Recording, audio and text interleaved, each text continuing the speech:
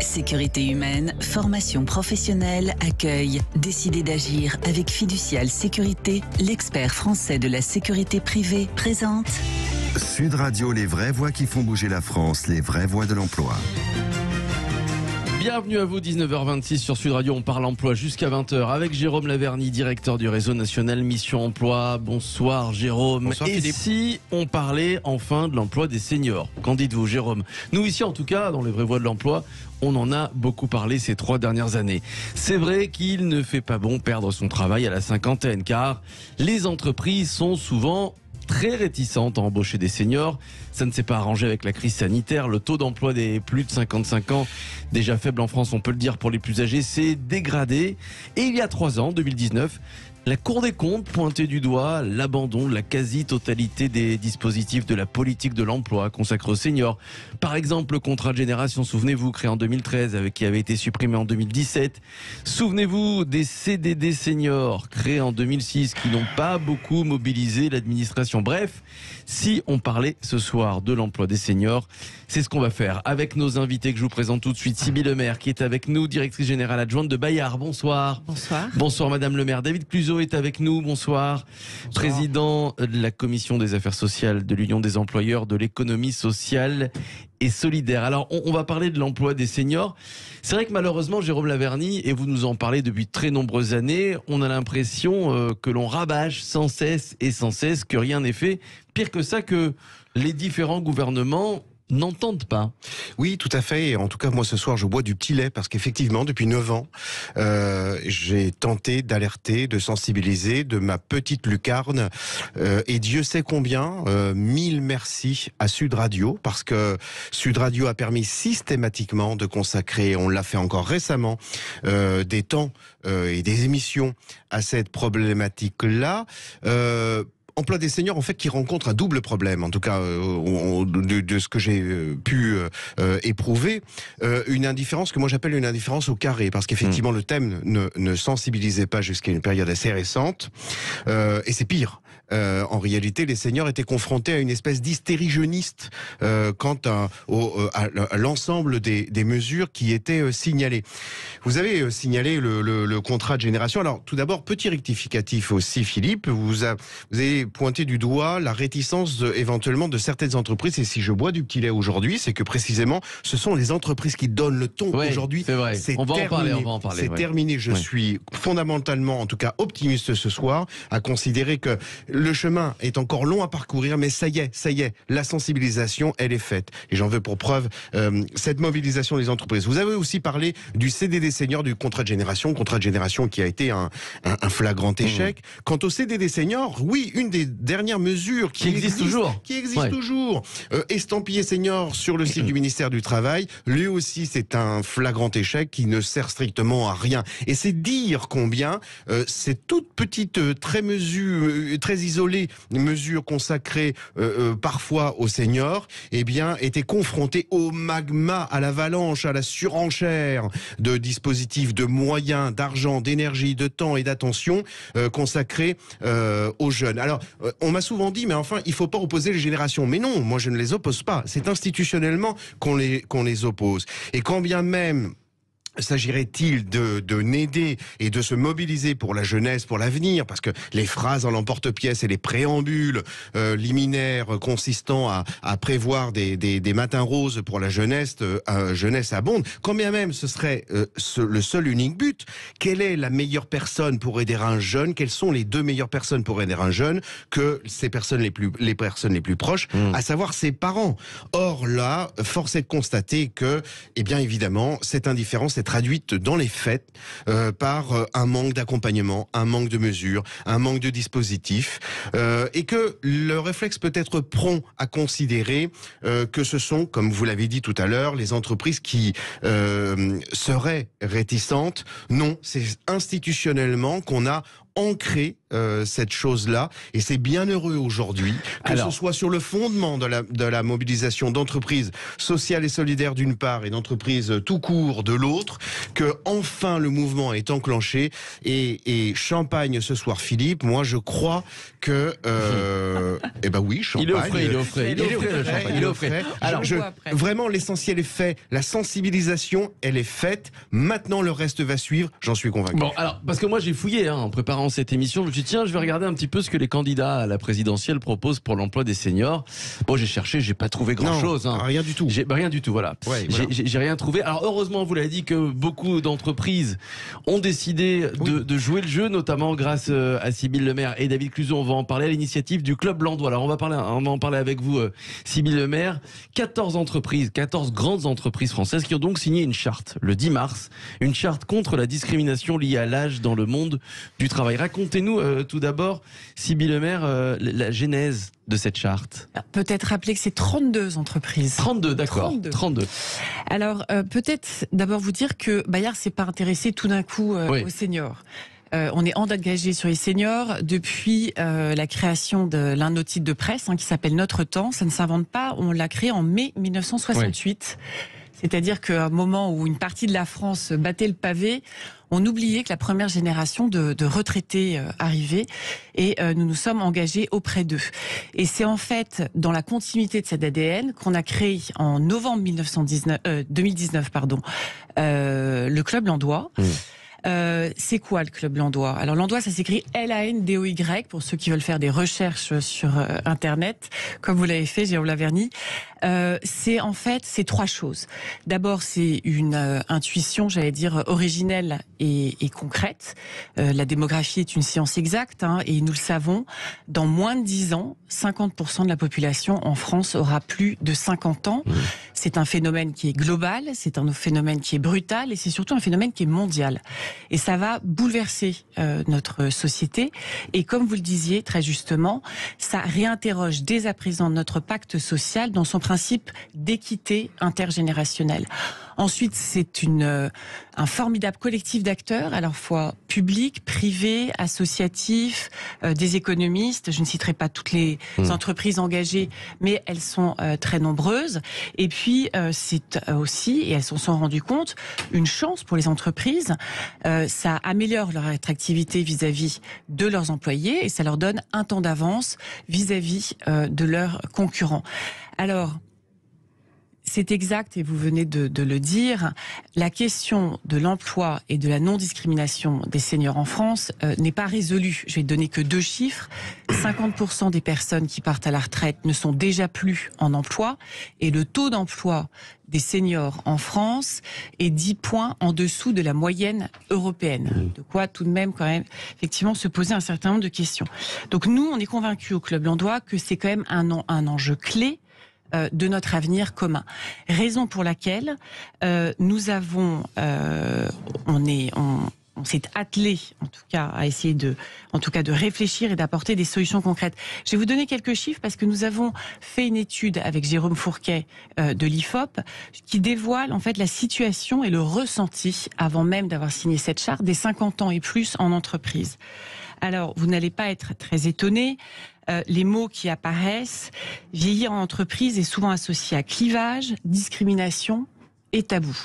Alors, il y a une crainte de la mobilité, il y a une crainte de la demande de formation, et il y a surtout une crainte d'anticipation du passage à la retraite, puisque on estime le chiffre à 18 mois, voire 2 ans avant, ce qui ne permet pas une forte mobilité. Donc, c'est vraiment une stratégie de prudence qui est appliquée par les seniors, ce qui n'est pas tout à fait souhaitable, à un moment même où la question du pilotage des personnes en entreprise devient extrêmement important, puisque et ça sera l'un de mes derniers chiffres, nous savons que 70% des métiers d'ici 2035 n'existeront plus. Donc, bien évidemment, ça n'oppose pas les générations, au contraire, ça les rassemble dans ce besoin de formation en continu. Et c'est bien ce que nous a, un des apprentissages de la période du Covid, c'est que je pense qu'il y a un rapport au temps et un rapport au travail qui s'est profondément modifié. Raison pour laquelle, effectivement, nous avons signé sous le haut patronage de Olivia Grégoire, il y a 10 jours à peine, une charte d'engagement. Et je dois souligner que je trouve que les entreprises qui ont signé, j'en citerai que quelques-unes, c'est le groupe Adecco, la BNP, la Caisse des dépôts, EDF, les Galeries Lafayette, Generali, Kering, la Banque Postale, L'Oréal, Orange, Page Group, vous voyez, elles sont très très nombreuses. C'est courageux. C'est courageux de leur part de l'avoir fait. Dans un contexte où effectivement elles sont déjà extrêmement sollicitées. Si vous voulez, je peux donner les points rapidement. On aura l'occasion. Alors juste pour expliquer,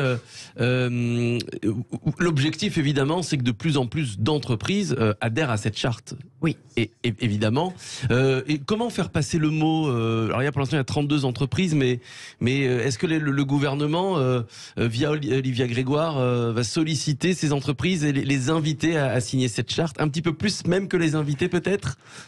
Alors je pense que c'est un mouvement qu'on a proposé en tout cas et auquel les entreprises se sont associées très volontiers et extrêmement rapidement parce que ça s'est fait en moins d'un mois. Ah oui. Donc effectivement, elles n'ont quasiment pas réfléchi. Elles sont prêtes, je pense. En tout cas, on n'a pas toutes les solutions, mais comme vous le dites, je pense qu'on est à un momentum où aujourd'hui, elles se posent des questions et que la question des discriminations par l'âge n'est plus souhaitable à un moment où effectivement, nous portons tous au sein de l'entreprise des politiques d'inclusion extrêmement fortes. Alors oui, j'avais juste une question et j'aimerais vous faire réagir, Jérôme Laverny et David Cluzo. Vous nous avez expliqué ce chiffre, on est 10 points en dessous de la moyenne européenne. Qu'est-ce qui ne va pas en France? Est-ce qu'on ne met pas en place de bonnes politiques pour lutter contre la discrimination des seniors, ou alors c'est culturel? Est-ce qu'on a un problème avec les seniors en France? C'est un réflexe pavlovien, politique et des pouvoirs publics. Je veux rebondir sur 2 mots. Le mot courage, courageux, il faut le dire. Alors moi je peux me permettre de le dire, non pas au nom de ces entreprises, mais pourquoi? Pourquoi il y a courage? On est dans un momentum. C'est un autre mot un peu spécial aussi, celui d'élection présidentielle, où il est question de mettre sur la table un certain nombre de choses, de débats, de thèmes, et avec des thèmes, des promesses, des engagements. Il eût été complètement extravagant, inenvisageable de penser, il y a 5 ans, que l'emploi des seniors eût été sur la table. Inenvisageable. J'en veux pour preuve, je ne vais pas donner de nom et avoir l'indélicatesse de le faire, mais un personnage de haut rang, auréolé de vertu sociale, qui, devant mes alertes, m'a dit « Oui, tu as raison, mais ce n'est pas vendeur. » Les jeunes, c'est vendeur. L'emploi des jeunes, c'est vendeur. Voilà pourquoi il y a courage. Voilà pourquoi le momentum est très bien choisi. Dernière petite chose aussi, ce réflexe culturel, cette pratique, elle est dite également par le peu d'associations qui étaient sensibilisées. Moi, je veux souligner le courage encore de Françoise Holder et notamment de l'association Force Femmes, qui était bien isolée dans la nébuleuse associative pour pouvoir s'approprier le thème. David Cluzo, qu'est-ce qui se passe en France? Est-ce que l'État doit, c'est pas un gros mot, je sais que j'aime pas ce mot-là, obliger les entreprises à recruter des seniors? On a beaucoup parlé de, c'est un vilain mot, de quotas, d'amendes. Non. Est-ce que c'est envisageable ça? Non, je crois pas que ça soit envisageable. C'est-à-dire de faire un parallèle à un moment entre la politique d'intégration ou d'inclusion des personnes en situation de handicap et celle des emplois seniors. C'est quand même pas la même dimension. Mais clairement, il y a quelque chose de culturel. Systémique, puisque dans les années 70, on était à peu près au même taux d'emploi, on était déjà quasiment à 50%, et toutes les solutions qui ont été amenées jusqu'à maintenant n'ont jamais été de bonnes solutions. On est parti sur les départs plutôt à la retraite, les cessations progressives d'activité, les retraites progressives, on a finalement abandonné sans véritablement chercher de solutions qui soient des solutions structurelles. Alors il y a des dispositifs qu'on a inventés, vous avez cité le contrat génération, le CDD, etc. Mais ce qui change entre 70 et aujourd'hui de manière quand même relativement, enfin non pas relativement, tout à fait significative, et Sybille Lemaire le disait, c'est la question de la transition démographique. On n'en parle pas assez, on parle beaucoup de la transition écologique, de la transition numérique, mais il faut vraiment s'attacher à la question de la transition démographique. Vous avez regardé une pyramide des âges? La pyramide des âges en 1945, elle a vraiment l'air d'une pyramide. La pyramide des âges qu'on nous promet pour 2030, c'est plus une pyramide, c'est un bâtiment. C'est-à-dire que clairement, et avec quelque chose qui s'épaissit dans le haut de la. Je me permets juste de vous interrompre 1 minute, juste pour donner un chiffre. Lorsqu'on a créé Notre Temps en 68, qui est comme le journal de la retraite, qui passait à la retraite, on passait en moyenne moins de 10 ans à la retraite.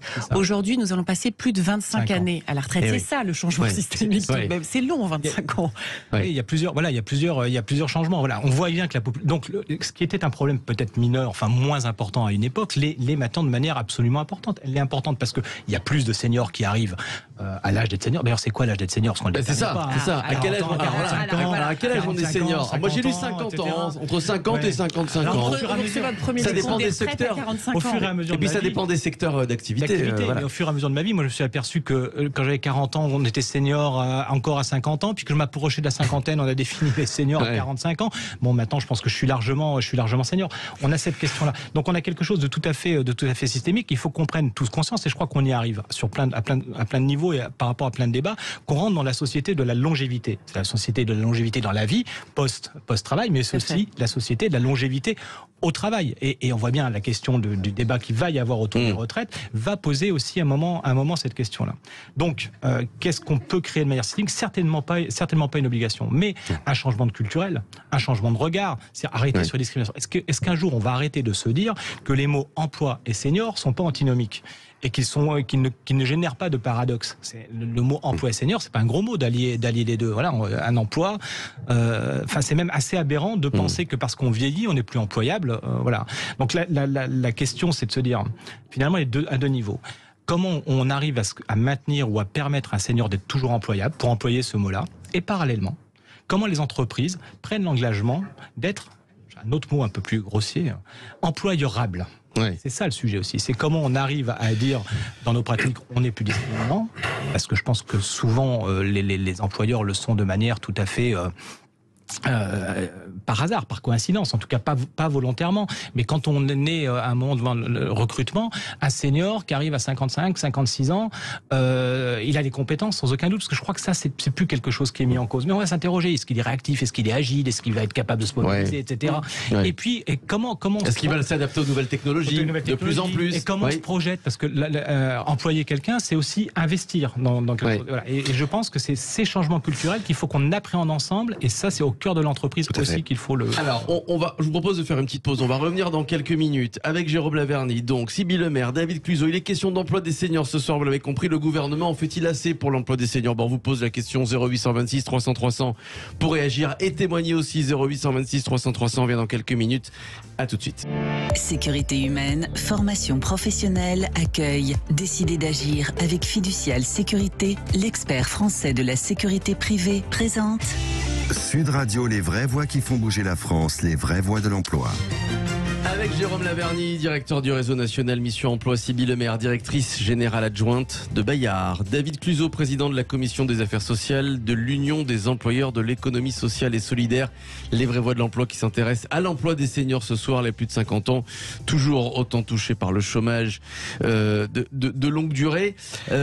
Alors Jérôme Laverny, quelle est la différence entre les seniors, vraiment j'aime pas ce mot, mais c'est comme l'emploi des seniors, c'est de ça dont il est question. Quelle est la différence entre un senior en 2022 et un senior dans les années 80-90? Il y en a beaucoup de différences. Il faut signaler effectivement qu'un senior d'aujourd'hui n'est pas un senior d'hier. Oui. Premièrement, il y a des métiers vers lesquels on pouvait précédemment se réorienter, qui étaient facilement accessibles et sans beaucoup de qualifications, qui n'existent plus aujourd'hui. On a parlé de la disparition des métiers. Un certain nombre d'entre eux ont déjà disparu, poinçonneurs ou je ne sais quoi d'autre, vers lesquels on ne peut plus s'orienter. Les gens ont de plus grandes difficultés. Deuxième chose qui est fondamentale, là où nos parents, grands-parents ont pu se constituer un petit bas de laine, même à raison de revenus modestes et arrivant à l'âge de la retraite, quoique étant sans emploi, mais ayant ce petit bas de laine d'un appartement ou d'une maison, aujourd'hui, ça n'est plus le cas d'un certain nombre d'entre eux. Troisième chose, un senior d'aujourd'hui n'est pas celui d'hier, car il ne maîtrise pas cet outil fondamental qu'est, par exemple, l'outil numérique, qui va servir ne serait-ce que, à défaut de l'exercice d'un métier, à la recherche d'un nouveau métier. En revanche, et c'est la raison pour laquelle les entreprises sont pas du tout rétives dans un certain nombre de cas à recruter des seniors. Les seniors, alors crevons l'abcès de l'âge de la retraite. Alors moi, pour me consoler, je mets la senioritude après 30 ans, parce qu'après 30 ans, il n'y a plus de mesures, d'accompagnement. Ça permet de se consoler. Mais par contre, comme en général, on rentre dans le monde du travail à 25 ans, et nous avons 5 ans. Ça fait du bien. Voilà, 5 ans. On a 5 ans. Mais par contre, les seniors sont aujourd'hui titulaires du diplôme le plus demandé par toutes les entreprises en France. L'expérience. Ouh là, non, autre chose. Ce qui est formulé de façon plus ou moins différente par le savoir-être, par la motivation, etc. Ça, c'est le diplôme le plus demandé en France. Et ô combien certaines entreprises seraient bien volontiers disposées à en accueillir les titulaires de CAP, de master ou d'agrégation de savoir-être. Alors, j'aimerais vous poser une question, Sybille Lemaire et David Cluzo. C'est vrai que quand on recherche un emploi, maintenant, grâce à l'outil numérique, et Dieu merci qu'il existe, en tout cas moi, autour de moi, on trouve beaucoup d'emplois sur LinkedIn, par exemple. Vous savez, cette application de professionnelle. Alors, par exemple, un senior j'imagine pas un senior être toute la journée sur LinkedIn. Si déjà un plus de 60 ans a un ordinateur pour faire ses recherches d'emploi, c'est déjà bien. Ce qu'il ne faut pas, Sybille Lemaire et David Cluzo, que l'État justement aide ces personnes dans l'outil numérique, aide financièrement les entreprises, pourquoi pas, à les former. Est-ce que c'est pas dans ça que l'État doit investir plutôt que de nous créer des CDD, des contrats génération et je ne sais quoi d'autre? Sybille Lemaire. Alors moi, je voulais revenir sur le changement de regard et sur la sémantique. Parce qu'on a quand même un sujet, c'est que les personnes dites seniors, ce sont donc les personnes qui ont plus de 45 ans en France. En tout cas, c'est plus de 30 ans.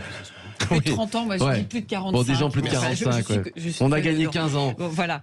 Mais le problème, c'est que les gens vont vous dire, je ne suis pas ce que tu nommes.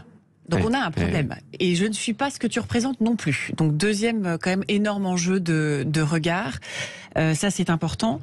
Ce qui est important aussi sur en tout cas la question de l'emploi ou à minima maintien en activité, il faut quand même dire à tous qu'il y a quand même une corrélation très forte entre le recul en entrée en dépendance et le maintien en activité. C'est aussi la raison pour laquelle il faut vraiment s'y atteler et que les entreprises aujourd'hui le font. Alors ensuite, les outils. Moi, je voudrais pas sous-estimer la capacité de pratique du numérique des seniors. On le voit avec un titre tel que Notre Temps. Nous, aujourd'hui, notre temps, les usagers les auditeurs, les lecteurs sont à 50% sur leur téléphone. Ah oui.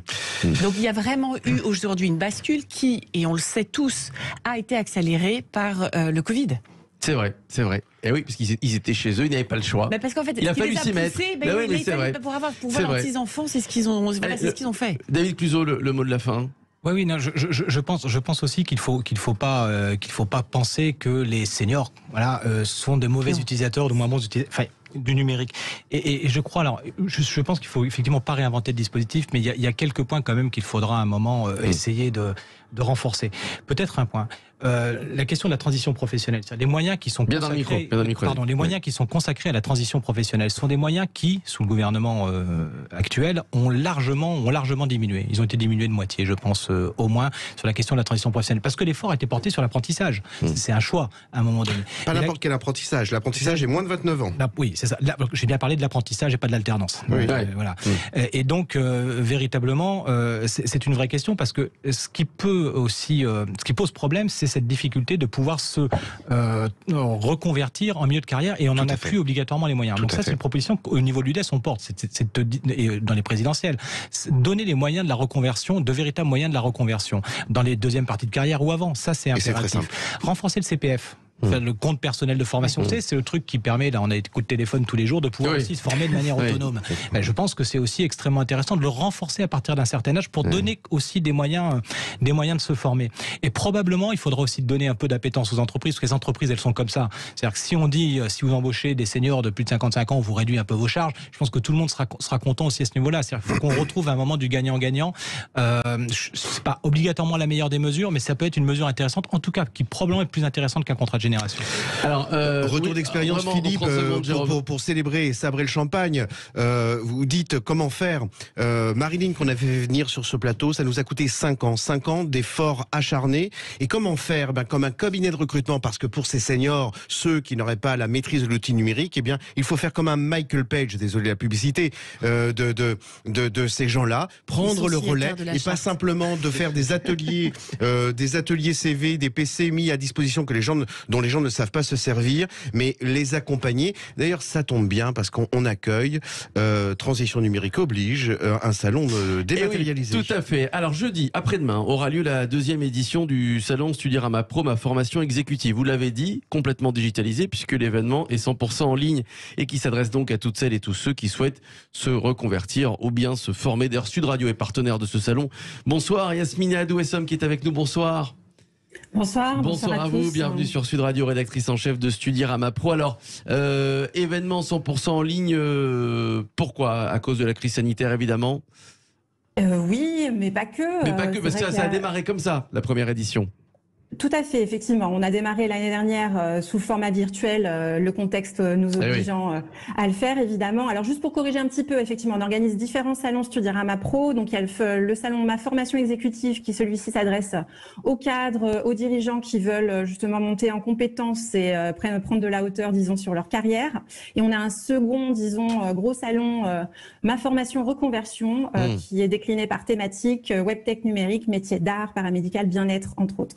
Alors, voilà, c'est vrai que c'est très important parce que, alors ça c'est un phénomène, c'est que, et depuis aussi la crise sanitaire, eh bien, beaucoup veulent quitter leur entreprise et se reconvertir, changer de métier, changer de vie, prioriser parfois sa famille, en tout cas avoir d'autres priorités. Vous l'avez senti, ça, Yasmina, depuis 2 ans, cette tendance-là ? Tout à fait, effectivement. C'est vrai que pendant les différents confinements, les gens ont eu le temps, de se poser beaucoup de questions par rapport à leur carrière, de faire le point, de s'interroger sur justement ce qui leur convient ou ce qui leur convient pas du tout. Et effectivement, les différentes études montrent que il y a beaucoup de personnes qui réfléchissent à une reconversion et qui franchissent même le pas. À l'heure actuelle, il y a une étude de Centre Info qui disait qu'il y avait un actif sur 5 qui préparait actuellement une reconversion et que près de 42% des gens, en tout cas, y songent d'une manière globale. Oui. Donc effectivement, c'est vraiment une tendance qui existait déjà, mais qui s'est un petit peu accentuée effectivement ces derniers mois. Alors qu'est-ce que vous proposez donc on l'a bien compris, le salon formation exécutive, voilà, et le salon Ma Formation en Reconversion en ligne, évidemment. Alors ce sont des conférences par exemple. Alors oui, alors dans un premier temps c'est des salons classiques qui permettent effectivement de rencontrer des exposants et d'échanger. Donc c'est à la fois des organismes de formation ou d'accompagnement qui permettent de faire le point sur sa carrière, de construire un projet de formation ou de reconversion, d'évoluer tout simplement. Donc effectivement, on aura différents interlocuteurs. Il y aura également des conférences qui sont organisées, notamment tout à l'heure vous parliez du CPF et des dispositifs pour pouvoir se reconvertir. Donc il y a une conférence qui est animée par le ministère du Travail sur le CPF notamment, mais aussi on a d'autres dispositifs avec d'autres partenaires, notamment les Transitions Pro qui coordonnent le dispositif de CPF de transition qui est aussi appelé projet de transition professionnelle. Donc voilà, qui pourront donner effectivement aussi des éléments, des informations et des conseils surtout et interagir avec les visiteurs, même si c'est à distance. Oui, alors c'est quand on va dans un salon physique, on se promène dans les allées du salon, on échange des cartes, on discute, on se renseigne. Comment ça se passe quand c'est en ligne, Yasmina ? Est-ce qu'il y a ce rapport ? Est-ce qu'il peut y avoir des entretiens par exemple en privé ? Tout à fait, oui, bien sûr, évidemment. On se connecte, donc on s'inscrit d'abord en amont, évidemment, on l'a pas dit, sur le site pour pouvoir participer au salon. C'est donc l'adresse, c'est studirama.com/pro. Et ensuite, effectivement, on se connecte, on arrive, on regarde les exposants qui sont présents, on va sur leur stand, on peut entrer en contact avec eux, soit par chat, en visio. Enfin voilà, il y a différents canaux pour pouvoir échanger et obtenir des informations. Bon, très important, Jérôme Laverny. Oui, tout à fait. Ces 2 salons à formation et reconversion. Très paradoxalement, on est dans une époque où on dispose de moyens de communication les plus fabuleux qui n'aient jamais existé, et pourtant la communication, parfois par sa profusion, tue dans l'œuf la communication, et notamment sur la formation.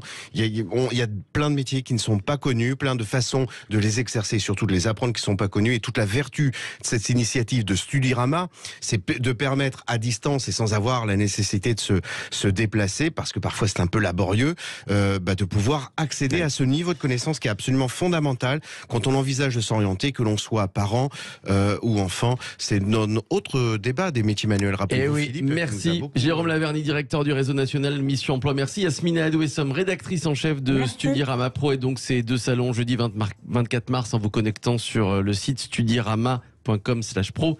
Merci à vous Sybille Lemaire, directrice générale adjointe de Bayard. Merci. À une prochaine. On reparlera de l'emploi des seniors avec vous et de l'avancée de cette charte. Volontiers. Merci David Cluzot, président de la commission des affaires sociales de l'Union des employeurs de l'économie sociale et solidaire. Merci à vous. Merci. Quelques minutes maintenant, c'est de Loft Music.